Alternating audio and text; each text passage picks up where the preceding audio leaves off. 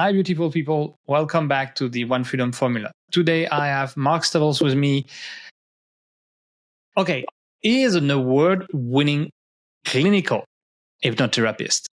I mean, that already will be a really interesting conversation. On top of that, he is a master on NLP and is a mindfulness practitioner like I am. So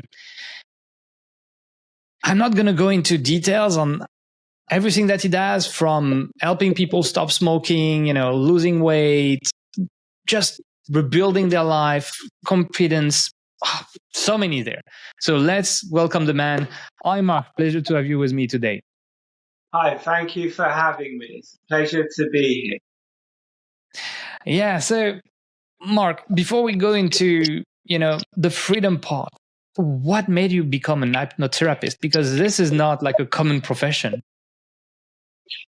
Well, growing up, I'd always had issues with anxiety, and that had caused problems with relationships. It caused problems in work and employment, and it created a lot of difficulties for me in life. And then I just reached a point about 10 years ago where I decided enough is enough. I have to deal with my anxiety. I have to overcome my issues so that I stop getting in messy situations. And that was what started it for me. Okay, I see. That's interesting. So you basically were your patient zero. Yeah. Yeah, like a lot of us. So tell me, was that part of your road to freedom, for your personal freedom? Yeah, it was. I mean, I've always been quite non-authoritarian, I've never trusted authority. I've never gone with the crowd. I've always been an outsider. Growing up, I was very much an outsider in my family. So I always sought freedom and independence. I never liked being governed or controlled by others. So I always thought those things, but yes, hypnotherapy increased my personal freedom. And so, yeah, let's expand on that. What do you consider for you personal freedom? What is freedom for you?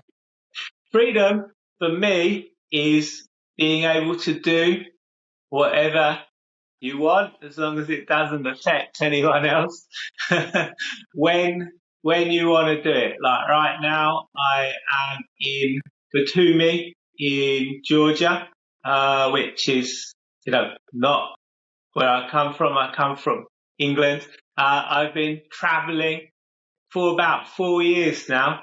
And during the COVID times, there was a lot of restrictions on my freedoms in England. So I said, enough's enough.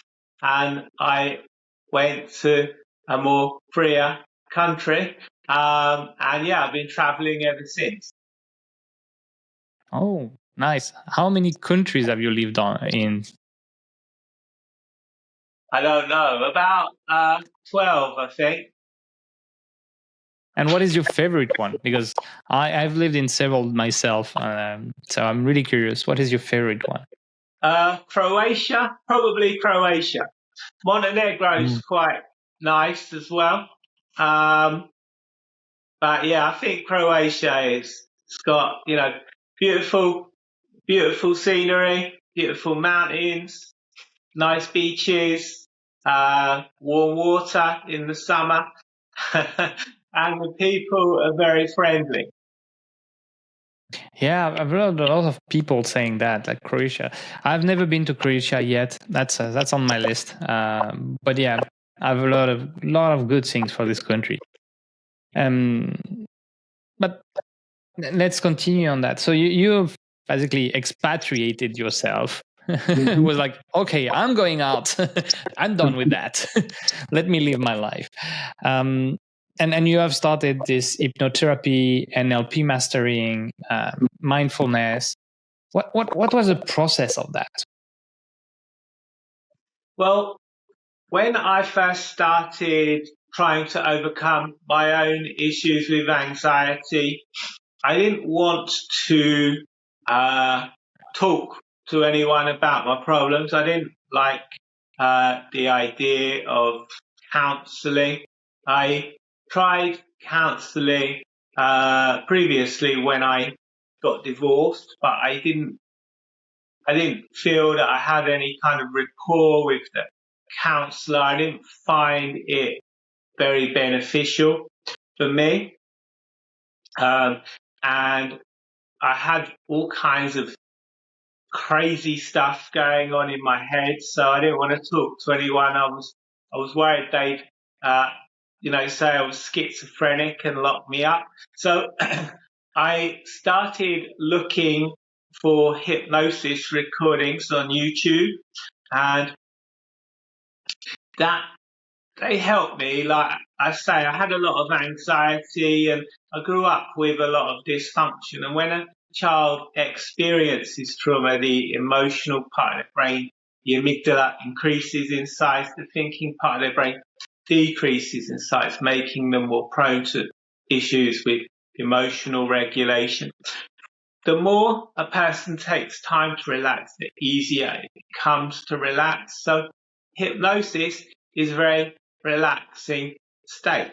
So hypnosis actually helps to re-regulate my brain, to shrink the size of my amygdala, increase the size of the neocortex, allowing me to feel calmer, feel more relaxed.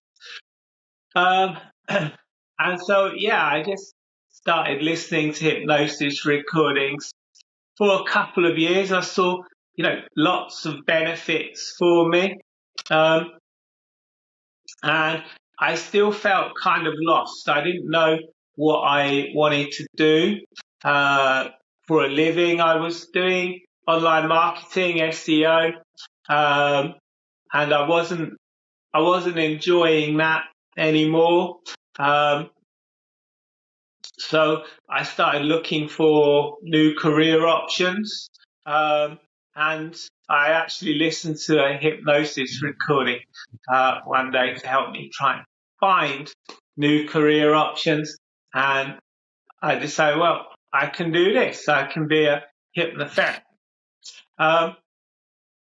So then I started the process of hypnotherapy training, and I started going for one-to-one hypnotherapy sessions. And one-to-one therapy, that was really a major shift for me. That was really when I started to make massive progress. And you mentioned mindfulness. I also did a lot of mindfulness practice, a lot of Vipassana style meditation. And again, that was beneficial because I'd internalized a lot of put downs, narcissistic abuse as a child and probably as an adult as well. I had a negative inner voice that was an inner critic that was very vicious.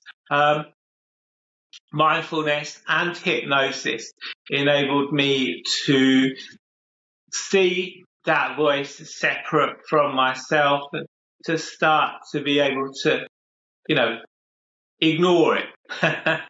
Because what resists not only persists but becomes stronger. So I used to try and fight my thoughts and my anxiety, which would make them worse. Mindfulness, hypnosis enabled me to start to externalize those things and just watch them. There's 2 points on that.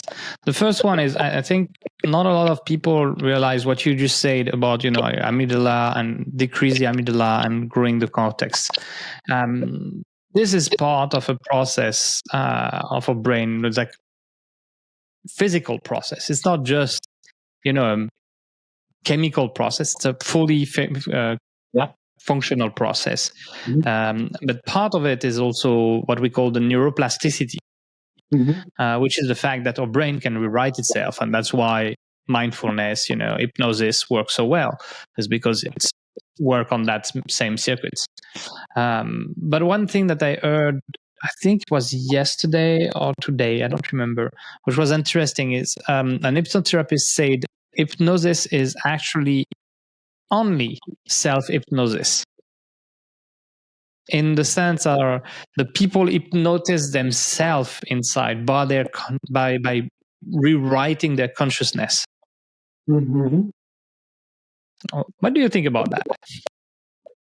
Well, yeah, all hypnosis is self-hypnosis. To enter a state of hypnotic trance, a person needs to be willing to do that. I mean, there are still, sneaky linguistic and covert tricks that people can use to try and manipulate others. But if you're going to see someone from therapeutic change, you need to be willing to engage in that. And it's the same with any kind of therapy. If you're going to go for counseling or coaching and you're going to try and fight with the counselor or the coach, it's not going to, you're not going to get the results you're looking for.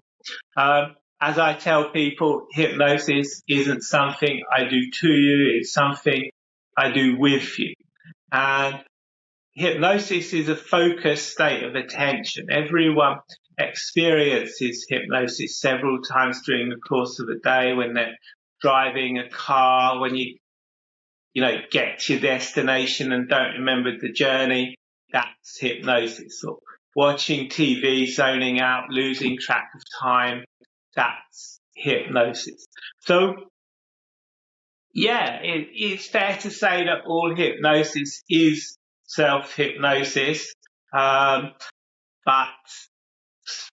speaking to a hypnotherapist, having one-to-one hypnotherapy makes it more effective if you're not going to try and fight against the therapist.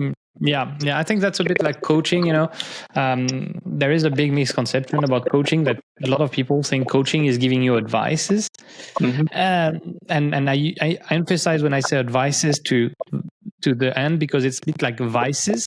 It's a vice, and that's not what a coach does. A coach, what it does, it's guide you. It's help you. He hold the mirror to you and say, "Hey, look, this is where you need to look at." And I think from your description of hypnosis is a bit of the same. Like, okay, I'm holding your hand while we work together to help you, hypnotize yourself, and not just like I am forcing you to do these things. Absolutely, yeah. It's about helping the client find their own solutions. It's not about telling them, what they should do or advising them in any way. Yeah, I think that, like, to go back a bit about your story and everything, and I think I want to deep dive a bit more on that during our talk. Is you said you had trauma, a lot of it, and then hypnosis was a tool that you choose at that time to actually overcome all of that. And give us a bit more detail on where you came from to where you are at today, because it's important for people to understand this is a road that everyone can take. Oh, where did I come from? I grew up with quite a dysfunctional family, but a child internalizes dysfunction. They don't want to see the people they are growing up around as bad, so they internalize the dysfunction. They see themselves as bad. They develop toxic shame. They I wouldn't say, I don't think I was a full-blown narcissist, but I certainly had a kind of shell that I would use to interact with people, to try and separate my toxic shame that I'd internalized from the outside world. And I could be kind of quite narcissistic at times, but I'd grown up in an environment where that kind of behavior was normal, almost, rewarded, taking the mickey out of each other, putting each other down was kind of seen as funny. So I had those kind of tendencies. And yeah, as I say, it caused a lot of issues in my relationships. It caused me to get into a relationship with the wrong person, which resulted in a very nasty divorce and custody battle that lasted like 5 years. She kept stopping me from having contact with my child, and then I kept having to go back to court to get her to, honour the court orders that had already been made, and it cost me fortunes, and it was traumatic. And I used to suffer with flashbacks. Sometimes I would kind of black out and have memory losses, all kinds of, like, it was pretty bad. I had pretty bad trauma issues. And so, yeah, as I say, I first started using hypnosis to make myself less anxious, more confident. And then as I started to improve, I started to see behaviors and things in my family, my aunts and uncles and my mother, and how they were treating my grandparents. And, I started to realize that my issues had come from growing up around these people. I started to be able to, as I said, externalize the thoughts and make connections with where those thoughts had come from, who put them into my head. And I did a lot of inner child hypnosis as well, and inner child healing hypnosis. And that was, again, another place where made massive progress. So, yes, does that answer your question? Yeah, that's a lot of detail. Like, part of what you're saying is actually a lot of work that I do also with my client is a part of releasing. And then I spoke about it, I don't know, many times on this podcast. But the first thing is, if you look at it, our behavioral patterns, they are mostly coming from what happened to us before the age of 7. Like a big part of it is what happened to us before the age of 7. Mm-hmm. And then there is reinforcement and reinforcer pattern that come after that. Mm-hmm. Let's say, for example, if you were a kid and you saw a behavior of narcissistic behavior, and then you will reproduce it because that's what you feel is normal and how you should behave, because that's what you have been exposed to. You don't know the difference. You don't know better. And so, and when you're starting to reproduce it at a certain age and you're reinforced into that behavior, then it becomes a core behavior of yourself. Like, oh yeah, he's being like this. It's fine. My kid can be like this, or he's intelligent more than others, so it's fine. Or no, it's not a bad behavior. It's okay. Those patterns, and I have a name for that. Actually, I call that anti-parenting, because it's really the bad thing to do as a parent is reinforcing wrong patterns. And so, we can all get out of them. That's the lesson of what I'm hearing from you. But it's not that easy. Let's be honest. It was not that easy, I'm sure. Absolutely. It's not that easy. It can be quite a painful experience, but I reached a point where I just felt there's no other option. If I keep going the way I'm going, it's only going to be more pain. So there's pain either way. Life is suffering. So yeah. There was a guest on a previous episode, Ernest, and we were speaking about road raging. Road rage is a nightmare, but a lot of people do it. And so he had this story where he was road raging with a guy, and they were passing each other really fast. And then he starts to stop next to him, and he see a kid in the back of the car. And he's like, what the hell am I doing? I'm better than this. And it's a bit like the same. It's like you're looking at yourself like, what the hell am I doing? This is not going to go good for me. I can be better than that. absolutely, yeah. Yeah, and again, seeing the people I'd grown up around, like that showed me how I didn't want to behave. And having my own daughter, I wanted to be a better parent to my own child. And, I'd done my best, as I'm always saying, everyone's doing the best they can with what they have. I'd done my best, but because I didn't know any better, I probably was quite narcissistic to my own child. And yeah, when I saw the way that people around me had behaved, I thought, wow, I don't want to be like these. I hope I've never been this bad.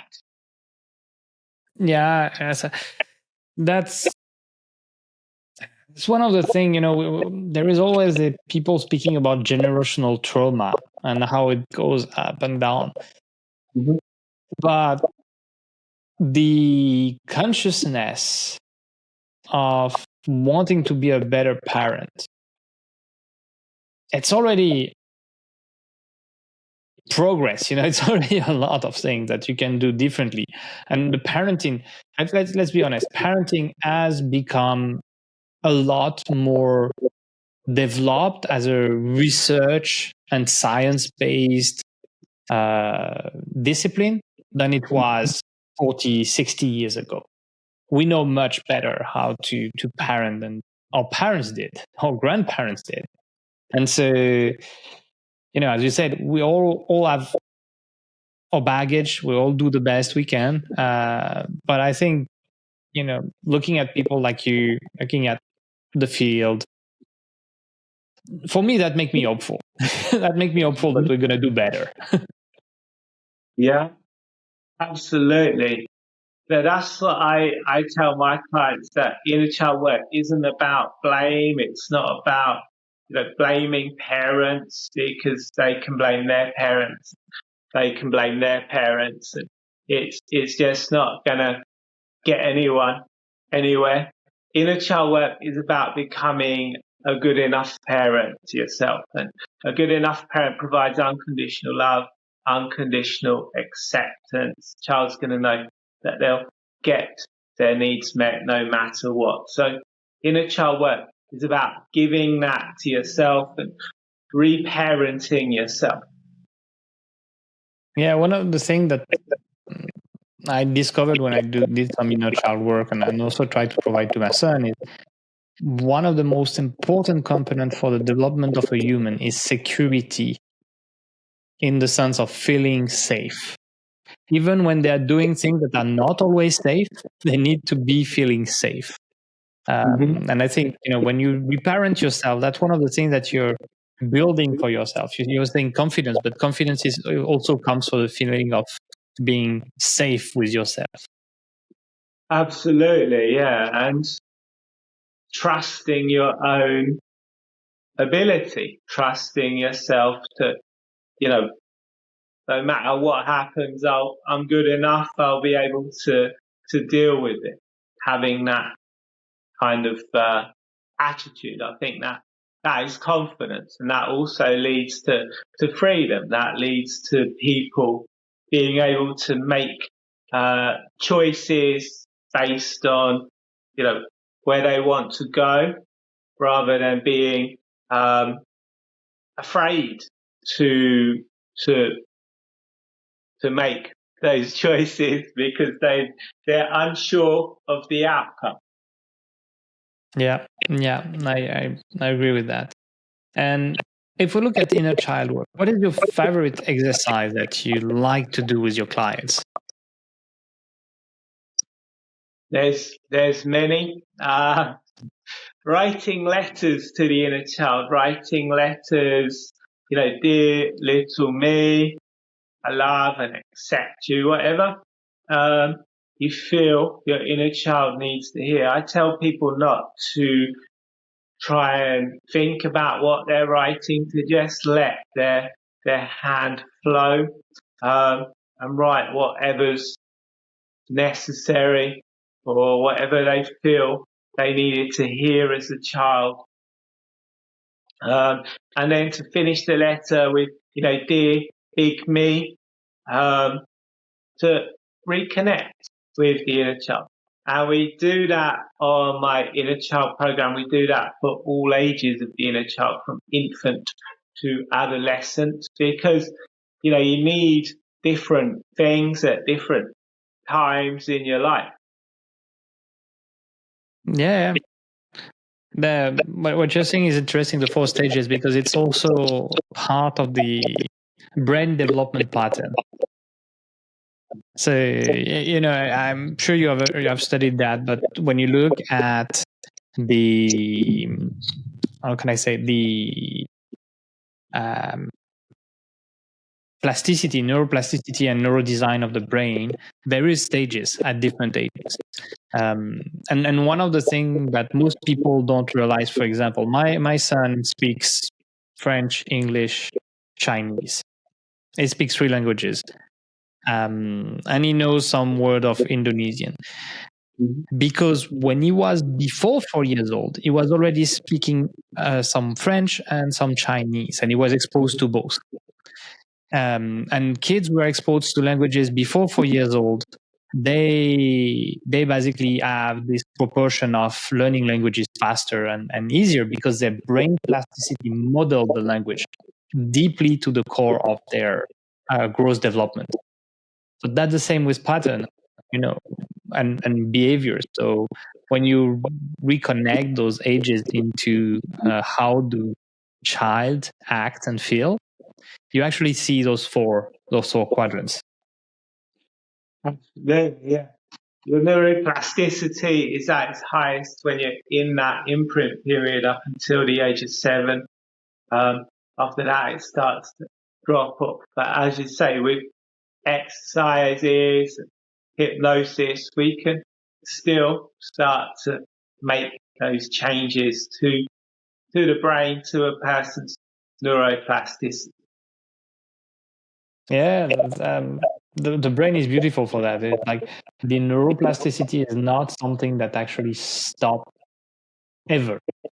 It's just reduced if we don't train it also. Absolutely. And as I always tell people, your mind can't tell the difference between a real or an imagined event. So just by imagining yourself the way you want to be, you actually start to create new neural pathways in your brain. The more you imagine yourself that way, the more you start to become that person, the stronger those neural pathways become. Yeah, there is a lot of exercises around that we can do with clients that I love. But there is one thing also that the brain cannot do, is comprehend the negative. Mm-hmm. And I have a great thing that someone taught me one day is, I want you to think of a tree that is neither standing, neither lying. I'm 99.99999% sure that in your brain you saw a tree that was standing and the tree was lying. And then you were like, okay, what is not that? Mm-hmm. So it's part of the process of how we work with the brain. Absolutely, yes. So, yeah, it's important to phrase things to yourself in the positive. So instead of saying, I don't want to feel anxiety, you want to focus on what you do want to feel. So the opposite of anxiety might be calm. So you tell yourself, I want to feel calm, or I want to feel confident. Focus on where you want to go, not on where you don't want to go. Yeah, I think that's a really important point. Is like, I'm not an hypnosis expert. I've been into session myself. I've studied it a bit because I was really curious, especially with the start of the Ericksonian hypnosis to the development of what we call show hypnotism nowadays, with those people that do speed hypnosis onto a room with people. I was really interested into that. And one thing that I've discovered is during the process of hypnosis, especially in the initial phase, you always try to avoid any negative word, being negation or anything that has a inverse component. Yeah, I would say that yes, that's right. But I would try to avoid negative words more towards the end of the session. At the start of the session, I would be more focused on the person releasing whatever it is that is troubling them, or overcoming whatever traumas they want to overcome. And then in the next part of the session, that would be where I would future pace them. That would be where I get them to envisage themselves the way they want to be without those old issues, create those new neural pathways in their brain and start to become that person. So yeah, it's, you want to avoid any kind of negative words as much as possible throughout the session. But particularly at the end of the session, that is where it's most important, when you're future pacing the person, when they are visualizing themselves the way they want to be. You want to use those positive words. And I have a question, and I know, you can't speak about your patients, you can't speak about that. Yeah. But being yourself or anyone you have worked with, what was the most incredible transformation that you ever seen? I've seen many. I like working, don't like working with people with depression, but I see the biggest results with people that have depression. Because it's very easy to shift a person's mindset from depression to, looking forward to the future, to feeling, better, feeling happier. And also PTSD. I have had a lot of success helping people with PTSD. people have overcome, memories of explosions and all kinds of bad things that have happened to them. Stop flashbacks. People have come to me not being able to sleep.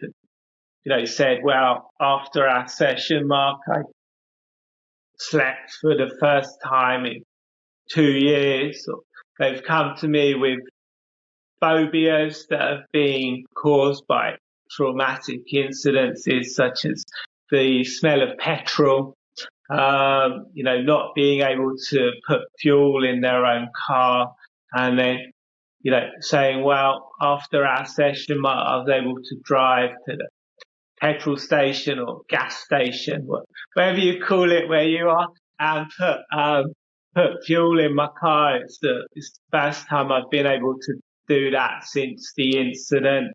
So, yeah, those are the most rewarding.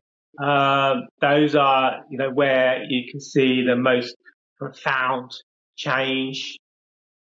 Those are the clients that I find most rewarding to work with. But everyone that I work with experiences results from hypnotherapy, usually after the first session. Mm.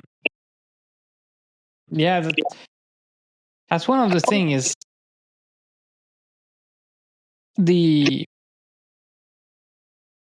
hypnotherapy, and for my experience, either you find the right person for you and you're open to work with that person and it works amazingly, or sometimes you just don't, the person is not just the right person for you and it doesn't work because you don't really open yourself, you don't let yourself go into the session with like, okay, I'm going to release and let the session be, or you're more like, no, I can't let myself really fully open. I don't trust that person enough. Yeah, absolutely. You need to have rapport with the person you're working with, absolutely. But again, I think it's the same with any kind of change work. If you're seeing a coach, you need to have rapport with the coach, although, yeah, you do need to have rapport, but with hypnotherapy, maybe you need higher levels of trust. But you still need to have rapport with anything. I think for hypnotherapy, you're right in the sense that there is a stigma that people feel they are losing control because they think that during the trance they're not in control of anything, and so there is a stigma that make them need more trust. Yeah, as I always tell clients, your unconscious mind is always listening. So if you're sleeping deeply and an alarm sounds, there's a part of you that knows to wake you up. So when you go into hypnosis, that part of you will always be listening. It will always be there to reject any kind of negative suggestion that I might give you. And yeah, hypnosis is, as I said, it's just a focused state of attention. I wouldn't want to put anything negative in my client's mind. There wouldn't be anything for me to gain from doing that. I think, as I said, there are still sneaky tricks that people can use. When someone's not in trance, there are still ways that people can be manipulated. They don't have to be in trance. People can use embedded commands to, get people to use hypnosis covertly. They can, use presuppositions. There's all kinds of things that, people can be subjected to when they're out and about, dealing with car salesmen or, going to bars and meeting different people. There's all kinds of ways they can be conned and manipulated. A hypnotherapy session is, probably the least of people's worries, to be honest. Or at least the list of what they should be worried about. Absolutely, yes. We have been discussing for quite some time, and I have some last questions that I want to go through, because those ones are generally taking a lot of time and really important. The first one is, what you think more people should know about achieving personal freedom? People should, I don't know about know, but people should use inner child work. Inner child work enables a person to break the old rules, to break conditioning, to let go of beliefs and ways of being that have been put in their head, attachments and ideas about themselves that aren't who they are. So yeah, letting go of all of that stuff is really important if you want to create a life of freedom. And I think inner child healing holds the key to being able to do that. Yeah, I agree that it's a really important component of learning about yourself and awareness and re-improvement. Now, what's one thing that you wish people would forget about achieving personal freedom? Oh, people would forget. I think people should forget the idea that they need a job, that they need to be stuck in one place to be secure. Safety, safety doesn't come from doing the same thing over and over again. Safety comes from within. It comes from your own knowledge, your own ability to get your needs met, and the confidence in your knowledge and your ability to get your needs met. So, being reliant on a job, and that's probably the least secure, least safe way to live, in my opinion. It's true that we see a lot of up and down in the job economy nowadays. So it's not that it was 100 years ago. Let's say that. Absolutely. Now, if you have one advice to give to start building personal freedom, like one advice, what would it be? Have a regular relaxation practice. As I said, the more you take time to relax, the easier it becomes to relax. And if someone is in a relaxed state, they're not in that fight or flight mode, worried about what can go wrong, worried about, everything. They're going to be able to make clearer decisions. They're going to be able to make decisions based on what they want to do, where they want to go, as opposed to their fears and past conditioning. And they're going to start to be able to build freedom. I like that. I think It's underrated.